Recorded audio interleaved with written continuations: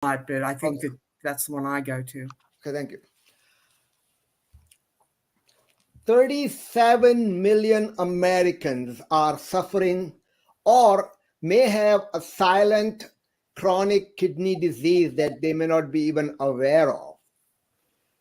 And there is an organization, there are foundations that are helping people receive a live kidney.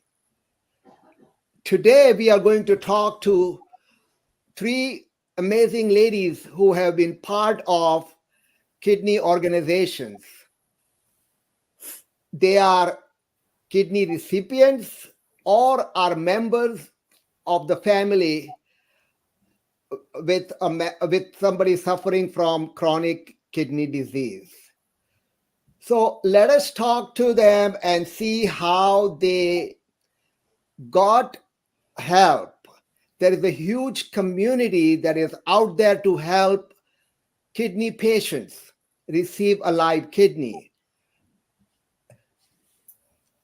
We have two kidneys. However, normally only one kidney is enough to keep us going. So a kidney can be donated easily. There are doubts in people's mind as to whether they can live with one kidney. To talk all about that, we have with us Lisa Thompson, kidney coach and a kidney recipient. And then we have J Cossette and Bobbie Reed, who have family members affected by chronic kidney disease. So welcome to the show, ladies. Thank you. Thank you. Thank you. So Lisa, why don't we begin with you about your experience and how did you find out about your need for a kidney and how did it all happen? So I've had kidney disease for most of my life. When I was 18, it started. And when I was 61, I finally got a kidney transplant. So when I was around 60, they said that I either needed dialysis or I needed to find a kidney very quickly because my lab numbers had gone so low. And I put a message on Facebook and people connected me to people that they knew who had suffered with kidney disease. And one such person had received a kidney 6 months before me. So he was very helpful in my journey. Great. And then what is the Kidney Stories all about? How did that come into place? Right. So the person that helped me to make a website, and I was able to share the website with 32,600 people in a 6-week period. And someone came forward, Ed Holowinko from Connecticut came forward, and he said, I'll do this. If this is real, I will do this. And so we told him it was real. He got tested and was able to be a donor, but he was not a match. So he donated to someone through the National Kidney Registry, and the National Kidney Registry was able to find me a kidney that was a match. And that kidney came all the way from California. It was flown here to New York, and I was able to receive my gift of life, and it kept me going. So you were asking about how Kidney Stories Toastmasters started, and that started because I found that there was a tremendous need to teach people how to make the website and how to ask for people to share their story. They're not asking for a kidney, they're just asking for people to share their story. And by sharing their story of needing a kidney, other people, such as my kidney mama, can come forward and donate a kidney for them. Absolutely. Absolutely. Yeah, the stories are so powerful. There are millions of people in need of a kidney. However, maybe they don't know how to connect to the correct resource. So there's 100,000 people that right now are approved to receive a kidney through kidney transplant. There's 600,000 people that are on dialysis, and there's 37 million Americans who have some form of chronic kidney disease, and 90% of them, 90% of that 37 million do not even know that they're having a problem with their kidneys. Now, you had some symptoms earlier on, and that is how you got treatment and were able to continue with the process. Right. I had major symptoms. Some people won't have that. You might have a burning on when peeing, or you might have a frequency and feel like you have to go a lot. Often that's a urinary tract infection, and sometimes that can be related to your kidneys. Right. So if you have anything unusual, like you're tired, or you're having a problem with peeing, or you don't think you're peeing a lot, or your pee looks different, it's darker, it's foamier, it has more bubbles, then you might need to check with your doctor to see if your kidneys are working properly. Many times hypertension and diabetes can lead to abnormalities in the function of your kidney. Absolutely, absolutely. Thanks for sharing. Now let us talk to Sarah about Sarah and Bobbie about their involvement with the Kidney Stories and this crusade for helping rest of the Americans who may be suffering from kidney disease. So Sarah, let's talk to you about, let's hear your story about how you got involved with this organization. Thank you. Well, good morning, everyone. I actually met Lisa over 5 years ago when she visited our Peekskill Toastmasters location, and she was coming just as a guest. This is before she received her kidney, and we remain in contact. And then when in 2020 she joined Peekskill Toastmasters and became a member, and then over the time, as Lisa was a kidney coach, she felt there was a need to charter a new club based in the kidney community. So we formed Kidney Stories Toastmasters 2 years ago. We just celebrated our 2nd anniversary. And prior to this, I really didn't have any knowledge of the kidney community. I mean, I have some family that had dealt with kidney issues. My cousin's husband had received a kidney over 6 years ago, but I really hadn't had any connection other than that. I really didn't know the struggles that they go through every day.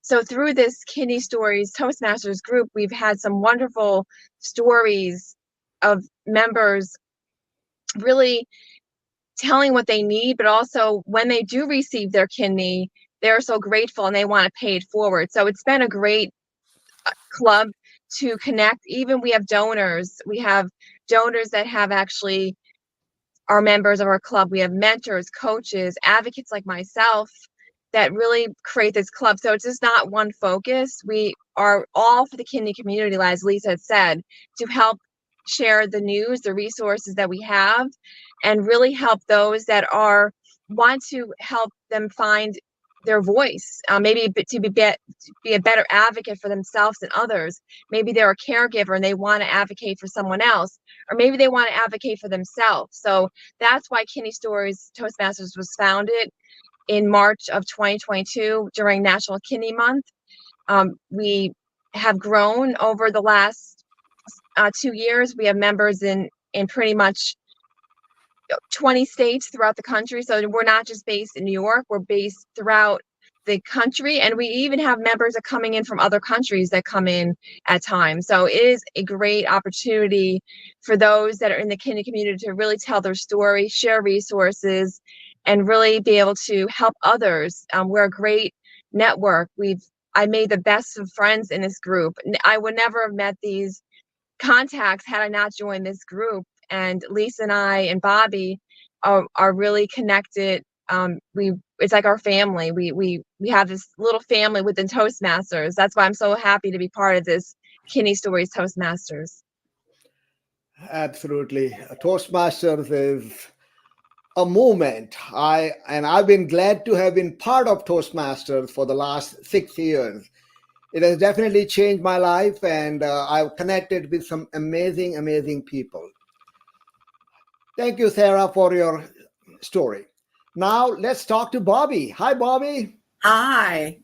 So, how did you get connected with the Kidney Stories and this movement to help patients get their kidney and to educate people about how they could donate a kidney? Thank you for having me on today. I have quite a story. I could probably fill the full hour for you here. Let's do it. But my story actually originated, I'm a caregiver for my son. My son, at the age of 22, is graduating from Penn State, and he was an athlete there, student athlete. He played baseball, but he, just 2 weeks after graduation, experienced extremely high blood pressure. And if you remember, Lisa mentioned earlier, one of the causes of kidney failure or kidney disease is actually high blood pressure. But what happened was his blood pressure was so high, in the space of 4 months' time, both of his kidneys were completely destroyed. And prior to that, because, you go through NCAA clearances and everything to play in sports, there was no indications of high blood pressure. And to this day, they don't know what caused it. But in any event, my background was with sales and marketing. I worked with AT&T for a number of years, and I worked in my husband's small insurance agency, which was where it was intended that my son Alex go and work after graduation, and that didn't happen. In any event, when his kidneys failed, we got him on the transplant wait list, and I wrote a marketing plan, sales and marketing background, on how to sell somebody on the idea of giving my kid a kidney. And that marketing plan really worked. And it was later actually turned into what's known as the Big Ask, Big Give, which would be a tremendous resource for your listeners here that teaches people how to go and ask somebody to give them a kidney. And the whole concept of that is based on you only ask one time, and then you use what that ask was to go to the next person, as opposed to you coming out and saying, hey, I need a kidney. And it really worked well, because by the time at the end of things, I was having news media contact me then, because people had to outdo the Joneses, like before them. So it really worked well. In any event, his kidney donor also came from Penn State. He was a 57-year-old man who lived in New Jersey, and I live in Pittsburgh, Pennsylvania. And he came to Pittsburgh, got the approval to give him a kidney, had to lose 30 pounds in order to do so. And by seeing the posts that I utilized or made on social media and all the other contacts I've made, that gave him the drive and determination to do that. None of this either. It's very difficult being a person wanting or needing a kidney, because it's very private because of the rules, the HIPAA laws and so forth, that they don't tell you. But in any event, he got his kidney. He got the approval 6 months later, using the inspiration of all those posts that I continued to make on social media. He invited my son to a tailgate party at State College, and at 7 a.m, he told him as he stood behind a grill, that he was giving Alex his kidney. Wow. And that kidney transplant took place on November 9th of 2015. And that served him very well. Living donor, it was a great opportunity. Living donors are kidney transplants. They begin to work right away, and it lasted him a long time. In fact, it lasted him until 2022, when, after having pneumonia and experiencing donor cell rejection, that kidney failed him again. And as of January of 2023, he had to go back onto dialysis and begin looking yet for another kidney donor. So we reinitiated that program. Well, it has a happy ending, because 11 days ago today, we received a phone call at 2:00 in the morning that an organ had become available that was a perfect match for my son. Having this time around, it wasn't a living donor, it was a deceased donor. And he was transplanted, and he is back home right now today. Although the kidney, when you receive an organ that has been from a deceased donor, oftentimes it takes a while for it, they call it wake up or start working fully. And that's what has happened this time. We're back and forth to the transplant center now, like every day, and they're monitoring the progress. But everything is trending in the right direction. You know, it's the doctors are watching him very closely. We're proceeding along the lines. It's a very emotional thing to have this happen. And you don't know who the donor is. They don't tell you. We can write a letter in probably like 4 months' time and have the organ recovery organization forward that to the donor family. And hopefully they'll respond and we can get to know them as we did his first donor. The reason why I became an advocate and being involved even with Kidney Stories here is that that man who initially saved my son's life and gave him 7 or 8 more years of living, he had his life back. You can't pay somebody to do that. I decided that every day I was going to do something to pay back that gift of life given to my son. And I continue to do that today through my involvement with the American Association of Kidney Patients, the American Kidney Fund, the National Kidney Foundation, PCORI, which is the research arm for all diseases and so forth. And I'm a real advocate of promoting research into kidney improvements for people in surviving and in dealing with kidney disease. And I've done numerous things across the board, and I am a resource for people. I have no problem with people reaching out to me and say, hey, what do I do in this situation? Because I take the approach. I've been there, I've done that, and I really do walk the talk. And the fact that all of you are paying it forward, which is just the right way to do it, because many times we may not know what to do. And you are very fortunate to have been surrounded by people that have been through all this, done that, been there, done that. And sharing it with people is sharing resources is, I think, one of the best way to expand your own knowledge and paying it forward. I think so. Very, very. Your son has been lucky twice, and now, if I understand correctly, kidney transplants have a very lower rate of failure as compared to other organ transplants. Is that correct? I would think so. They do a lot more of kidney transplants than they do, I think, of other types of transplants. And everybody, like was mentioned, has 2 kidneys. So you can live perfectly fine with 1 kidney. And our donor, the first donor, the living donor, was living proof of that.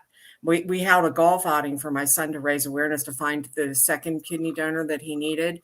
And his donor flew in here to Pittsburgh and stood up at the golf outing dinner and said, there's 136 other people in this room. I am living proof that you can be just fine and lead a perfectly normal life with just 1 kidney. And people they don't realize that, and they don't know that. And many times people are concerned, even when giving a kidney to their own family, they say, oh my gosh, what will happen to me? What if I die? And I want to hear from both of you about what your thoughts are on that. Well, I can speak to that to some degree. When you donate a kidney to somebody, that automatically moves you to the top of the list should something happen to you or a loved one in your family, your immediate family, need a kidney because you already sacrificed and gave the gift of life to somebody else. They're at the top of the list to receive a donated kidney, and it's right there for them. And I was reading up, and there's a club called One Bean Club, And right? Lisa, what do you know So about? I don't know about One Bean, but there's a lot of donors are part of the National Kidney Donation Organization, started by Ned Brooks. If you look up Ned Brooks, he did a fabulous TED Talk that's on YouTube that has inspired so many people to give their kidney. And there's people that are associated with the NKDO, the National Kidney Donation Organization, who have done absolutely amazing things in promoting kidney awareness and the awareness of being a donor and living as a donor. They have monthly Ask Me Anything, AMA sessions, where people interested in donation can ask anything of a living donor, and that's also on their YouTube site for NKDO. Their past president, Matt Kavanaugh, was after he ran the 4-desert race, and he completed the 4 deserts as the fastest American to have ever finished, and he did it with 1 kidney. As we speak, there's about 20 people from Kidney Donor Athletes, KDA, who just on the 14th summited Mount Kilimanjaro for World Kidney Day. We have a member of ours, markscotch.com. So it's Mark, M-A-R-K, Scotch like the drink, one word, .com. He's a marathon cyclist, and he has traced where his kidney went, how his recipient's kidney traveled. Well, it was a voucher recipient. So he, again, was not a match similar to the person that gave on my behalf, but made sure through his donation that his recipient received the gift of life. And he has traced his wife's kidney, or he'll be planning to trace how hers traveled this spring, late this spring, around June. And that's a shorter ride. It's going to encompass Wisconsin and Michigan, and it's going to trace where his wife Lynn's kidney went. So it's very, very important when you're interested in giving that you talk to a donor mentor at NKDO, the National Kidney Donation Organization, and one-on-one they will work with you to help you to see if you are eligible to give your kidney.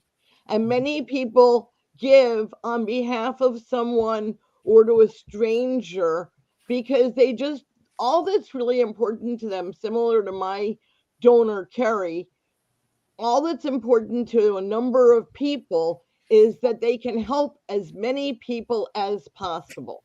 So even as a deceased donor, the deceased person doesn't just give a kidney to one person. They can often give over 20 organs and tissues and all kinds of stem cells to a number of people, so that their life, in losing their life, it matters. It means something. Their life continues because they're continuing the lives of the people that they're helping and the lives of the families related to those people. Just think of how important Alex is to all of his friends and his family. So the person who passed, wasn't, their life wasn't wasted. They were able to continue by helping Alex, his family, and his friends. What a gift of life. Exactly. Right. There are a lot of other resources out there too for people. For example, Kidney Solutions is run by a man who received a kidney transplant 37 years ago. Wow. And he is a registered nurse with a master's degree. And so the information that you would garner from him is not random, it's valid. Right. And what they do there at Kidney Solutions, They will help if you're interested in donating. They'll take with the donor and walk them through the whole process, similar to what Lisa just described. And they have Zoom meetings on Monday evenings where you can throw out questions of other people. When you're looking for a donor, maybe you're in that particular situation, they'll even make up a flyer for you that you can distribute and to help get the word out of your need. So they work with both donors and recipients. And I think that's important to know. One of the big things too worth knowing is the Living Donor Protection Act legislation is not nationwide. It's still in the at the federal level in the House and the Senate. And anybody listening to this, what they can do is they can check with their individual representatives, both Senate and House, nationally, federal, and ask them if they have co-signed to sponsor that legislation and how that would benefit people who are interested in donating. They would have protections against being discriminated against for life insurance, health insurance, long-term care, loss of their job. When you donate an organ, it doesn't fall under FMLA. So this would guarantee them those rights as well of having job security. And one of the other things that they're advocating for in there is that donors receive some form of tax credit or something, so if they can't afford to donate, because of the fact that it would be too impactful on them, that they'll have some resources there to go back to. But that's really important, worth knowing. Those different tidbits of information, when you start connecting all the dots, it's very beneficial. And Bobbie, you mentioned earlier that your son's first donor was a living donor, and the second had deceased. And as you mentioned that living donor kidneys, they tend to start working right away. That's absolutely correct. Whenever they put this man's kidney, he was 57 years old, by the way, and he gave a 23-year-old a kidney, or 24-year-old. When they took it they had the surgery scheduled. It was like ordering takeout. We arranged everything with the hospital. It wasn't a transplant coordinator calling us at 2 a.m. like happened the second time. But when they take that kidney out of the donor, they immediately put it into the recipient. So it's nice and warm and already taken care of, right there. It's not on a pump or being preserved in any way, shape, or form. And it started producing urine and working immediately. There was immediate reduction in the toxins in his body because of the immediate action of that kidney. Right now, with the deceased organ, it was on the 4th, it was recovered at 5 p.m. and it was not put into my son until 12:30 the next day. So even though it was like viable, like they had it on a pump and everything, it still needs time to wake up and adjust itself to its new surroundings. And that's where we are right now. And it's kind of a stressful process because they have to follow it so close. You have to be there like every day to be monitored and checked. And they're looking for the slightest slides of rejection and changing and regulating the medications. Not that they didn't have to regulate medications with the first one. This time is a little more challenging. So it's I think it's a lot easier when you do have a living donor. Right. Absolutely. So statistically speaking, dialysis patients can do okay on dialysis for about 5 years. And it takes 8 to 10 years, frequently takes 8 to 10 years to get a deceased kidney. Now, depending upon how fast someone works, you can often, like Bobbie did, get a living kidney donor within that year. She found her coach very, very quickly to be able to give that kidney to Alex. In my situation, from the time that I found out to the time that I got my kidney was about 8 months and about 6 weeks of advertising. And so a living kidney, a deceased kidney on average lasts twice as long as dialyzed patients. So the mortality of that kidney is about 10 years. Whereas when you look at a living donor kidney, that's about a 20-year span. So if you can get 20 years out of a living kidney donor and you can find it much more quickly, it's often a better option if people are able to go that way. And like Bobbie said, Kemp Bresler through Kidney Solutions and a number of other people are helping to connect potential donors with people in need of a living kidney. Absolutely. Great, Yeah. great. There's a lot of other resources that Bobbie and Sarah and I have. And by people coming as a guest to Kidney Stories Toastmasters, we can better share this information with them. And Kidney Stories Toastmasters is not just for recipients and donors. It's for caregivers like Bobbie. It's for renal dietitians. It's for a variety of coaches, a lot of people that are in the forefront of research are part of the people that we bring into Kidney Stories Toastmasters. And the goal of Kidney Stories Toastmasters is not necessarily to find a kidney. The goal is to improve public speaking so that you can spread information like we're doing today, and to become better leaders, because that's what Toastmasters does best. They train public speaking and leadership skills. So if you're interested in improving your public speaking for any platform or any need that you personally have, it doesn't have to be Kidney Stories. It can be anything. And as Bipin can share with you, there's so many different organizations and clubs that have used Toastmasters as this means of training public speaking and leadership and advocacy skills. Absolutely. I agree totally with what Lisa said. Do you know, I only became a member of or involved with Kidney Stories Toastmasters a year ago. And I found it to be a tremendous resource by making connections that I can connect other people. People think, oh, I don't need to do that. You know, I will just go off on my way. But you never know what you're going to hear or what you're going to learn or who you're going to meet up with that might sometime be a resource for you down the road or right away. And it's a great tool. I'm just so happy that I found them. Lisa found me and dragged me into it. Yeah, right. And yeah, absolutely. I mean, I am a living proof. 6 years ago, I was suffering from glossophobia, fear of public speaking. And here I am talking to you guys. I started podcast about 4 years ago. Mhm. Before that, I couldn't have imagined even talking, because I would freeze, literally freeze, while I'm trying to talk to a group of people. And Toastmasters has given me an opportunity to talk. Now I don't stop talking. That's great. Sarah.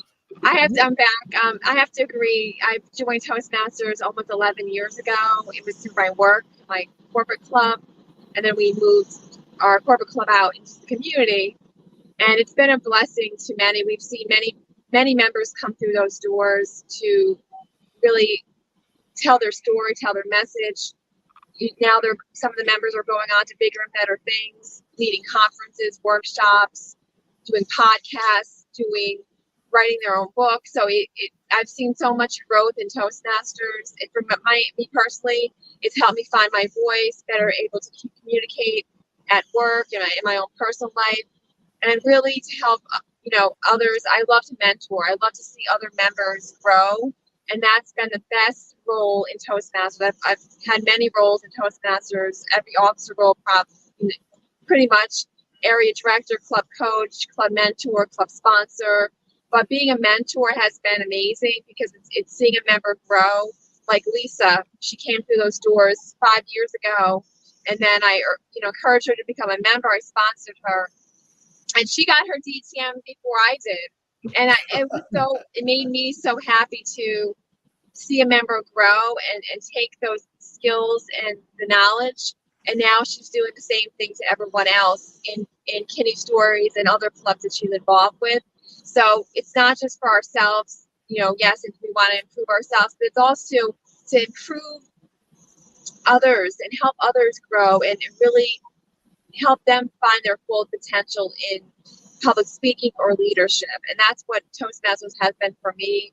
It's not always been about myself. It's about helping others to help them get to the next level. And it's been connecting others to each other. I love connecting. I'm a natural connector. I love networking, and it's been amazing. We have one of the best districts, District 46, the heart of the city. We're pretty much the heart of the world, so I think we have a good way to connect with others across the world. We get members everywhere in every different country, so I think we have a great platform, Toastmasters, to launch whatever we want to speak in on, whether it's kidney stories, whether it's things that we want to get the word out. We have a great platform at Toastmasters. And Sarah, I have seen you at many training sessions and many District 46 events. Though I haven't had a chance to meet any of you in person because I'm located in Pennsylvania, just like Bobbie. But I have been associated with District 46 for the last 3 years. I was one of the charter members of Podcast Pioneers.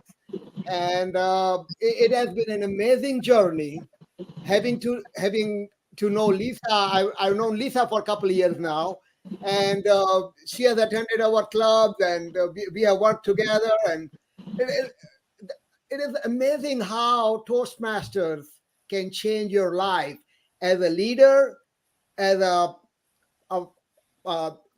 project manager, mentor, mentee, and just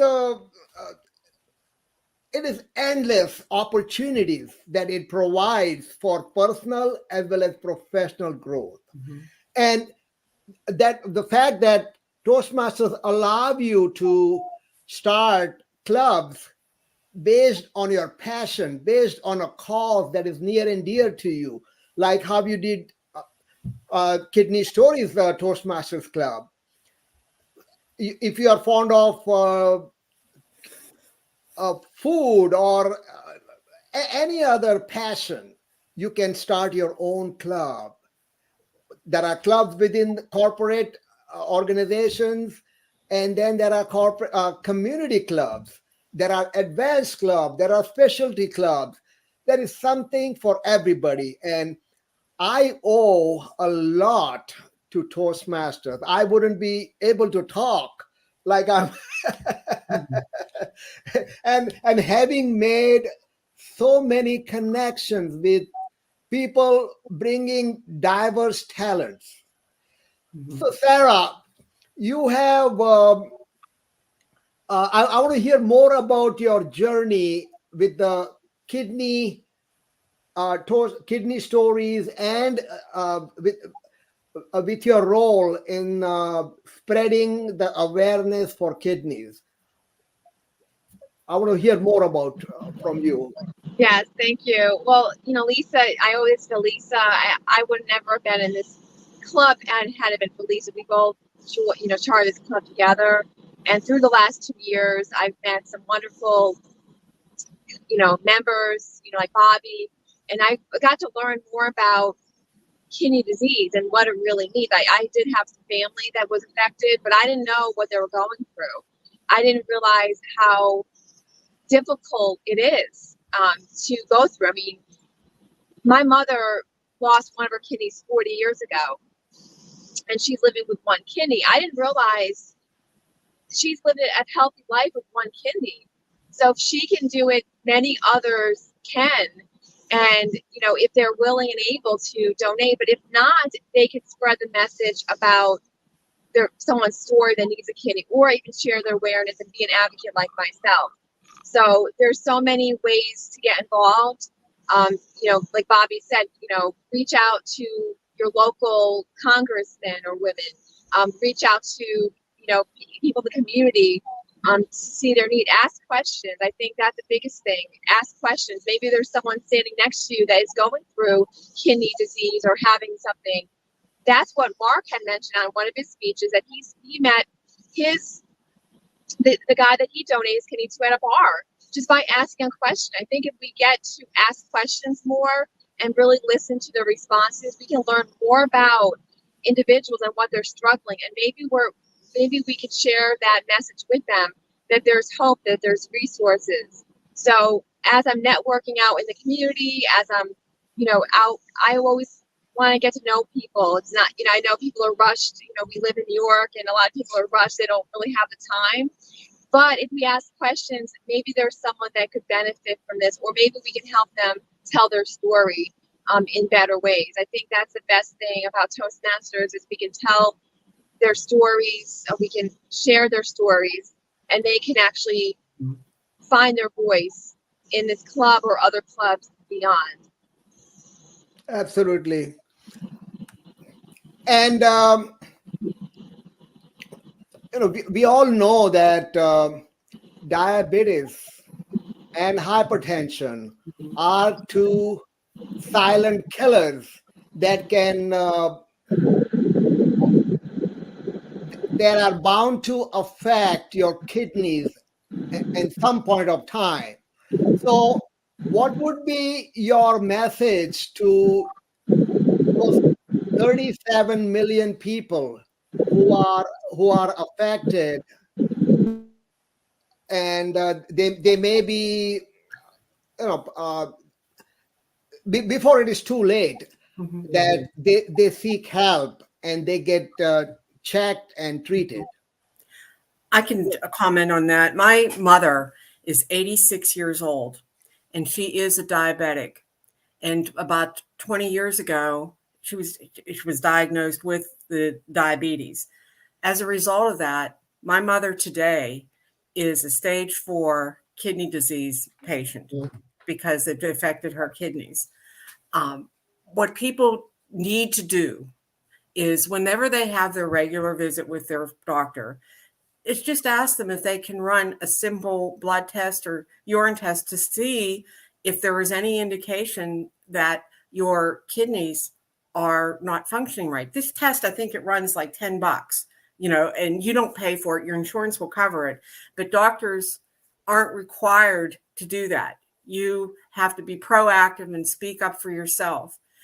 90% of the people that have kidney disease don't know about it, and they don't know about the risks. And when I do my advocacy to, like at health fairs and so forth, I tie it into our personal story. My son's situation was very unique in that there is no blood pressure issues anywhere in our family. To this day, they don't know what caused that blood pressure. But blood pressure definitely impacts the kidneys, as does, on the other end of the spectrum, diabetes. So, and it can be slowed down or virtually halted in its tracks if caught early enough, rather than having to go and disrupt your life and be on dialysis, or even needing a kidney transplant and looking for a donor and that whole realm of things. If you can change your diet or have your doctor pick up on it earlier, it's so much better. That's why I'm utterly amazed that doctors and people don't bring it up more often or haven't been made aware of it. And that's one of the other main reasons that I advocate, to educate people. Absolutely. Lisa, what would be your message to people that are either aware that they're suffering from kidney ailment, or, as Bobbie mentioned, at least people who have hypertension and diabetes? Right. So staying on top of your labs, like Bobbie said, is very, very important. And when you get those labs done, you want to make sure you're reading those numbers yourself. You're not just depending on your doctor to know your labs. You want to monitor your own labs and watch over time how they're changing. And then there's things that you can do. So getting enough sleep, getting enough water. So on sleep, it's about 8 hours a night. That's really important. So even if you're super busy, and if you're not able to sleep, there's a reason for that. And checking with your doctor when you have questions. Why can't I sleep? Why am I getting up every hour to pee? Why can't I breathe when I'm sleeping? There's reasons for that. So sleep is very important. Hydration is very, very important. For every 2 pounds that you weigh, let's say you weigh 120, you should be drinking an ounce of water. So for 120 pounds, drink 60 ounces of water a day. Now, having too much water or too little water can actually hurt you. And you don't want to super hydrate and then not drink the rest of the day. It's important because your kidneys are filtering your blood 400 times a day. That's how often the blood is moving through your kidneys in order to get the toxins out of your kidneys. Now, like Bobbie said, eating a better diet, if you're putting less toxins in your body, your kidneys are not going to need to filter as much. So you might not need that super vitamin that you're taking. You may only need to have supplements that your doctor thinks you need to have. Some people believe that doing mega supplements is going to make them mega healthy. It's not necessarily going to do that, especially if it makes your kidneys work harder. So sleep, water, diet, keeping your weight in check. It's very important that you're not carrying a lot of extra weight around. And then exercise. Yes. Exercise is super important. And if you can't exercise, there's usually a reason for it. Why you're out of breath when you're exercising. Why when you start walking, you need to find the nearest bathroom. So you need to look into how is your body functioning? Are you serving your body? And is your body serving you? And it's very important that if you know the makeup of your blood work, so is your potassium high? Is your phosphorus high? You want to make sure that your diet is suitable to your numbers. So if your potassium is high, all that wonderful cooked spinach and those fabulous bananas and avocados that you've heard are so wonderful for you may not be.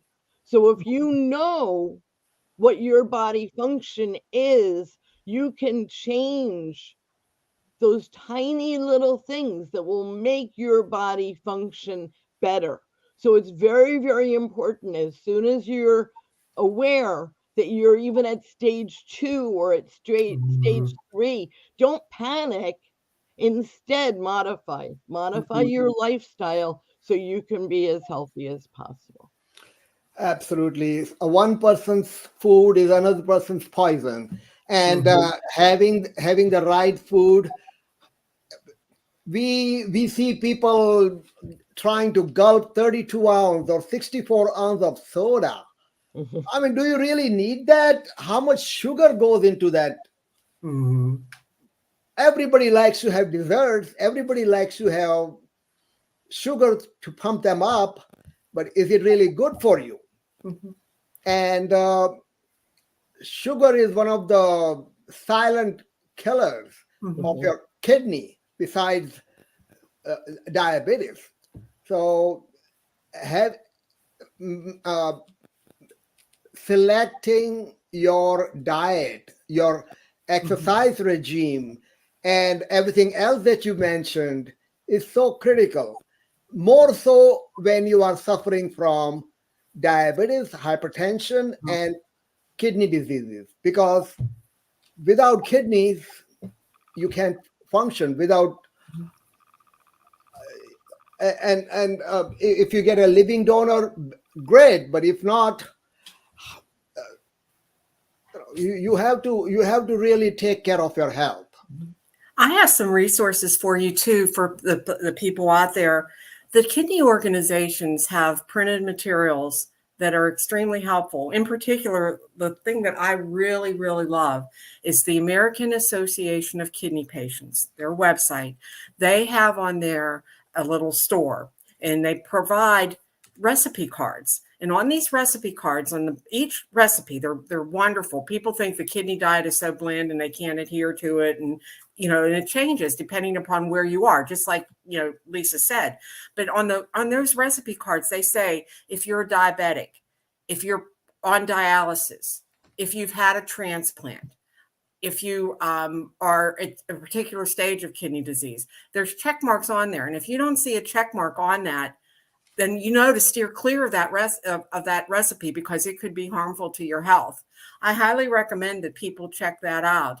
Go to the American Association of Kidney Patients webpage and look into that. They have them. The National Kidney Foundation has recipe cards as well, but the American Association of Kidney Patients has it like in packets, and they're really cheap, like $5, and you get like 50 recipes. You know what I mean? And they're inviting for you to use. They also have, all the kidney organizations have references to guide you through rather than panicking as to what to know your numbers. Like, it's so important to know what those numbers mean and to know what stage that you're in, what actions you might want to keep in mind and what steps you want to take. So I think that everybody should use the resources that are available at hand free of charge to help them in their life's journey with dealing with kidney disease. Absolutely. I think that is great information. And we will be putting in some of the information that you recommended in as part of this podcast. And I really appreciate both of you for coming on the show and giving some great advice and also sharing your stories about how kidney donors and recipients, it's a win-win situation for both of them. Mm-hmm. And when you have been a recipient, it is great that the work that you're doing is paying it forward. Mm-hmm. And educating and mentoring and coaching patients as well as their families, their caregivers. This is such a great cause that you have been part of, and I applaud you for sharing your stories and sharing your vision. Thank you so much, Bipin, for having us. Yeah. I want to add that tomorrow night you're all in luck. So if you haven't had too much to drink during your St. Patrick's Day, or even if you have, please join us tomorrow night. Our doors open at 6:30 for networking, and you can meet Bobbie and me and Sarah and a number of others at 6:30 in order to ask your questions that you might not have gotten to have answered today. And then at 7 until 8:30, we're going to have a number of speakers and a wonderful meeting and a chance for you to interact with our speakers. And then we'll often stay on afterwards so that we can chat. And on the screen, please come and join us. Yeah. Kidney Stories Toastmasters, the first and third Sunday night of the month from 7 to 8:30. Thank you. And that link is on the screen. So I encourage everybody to check it out.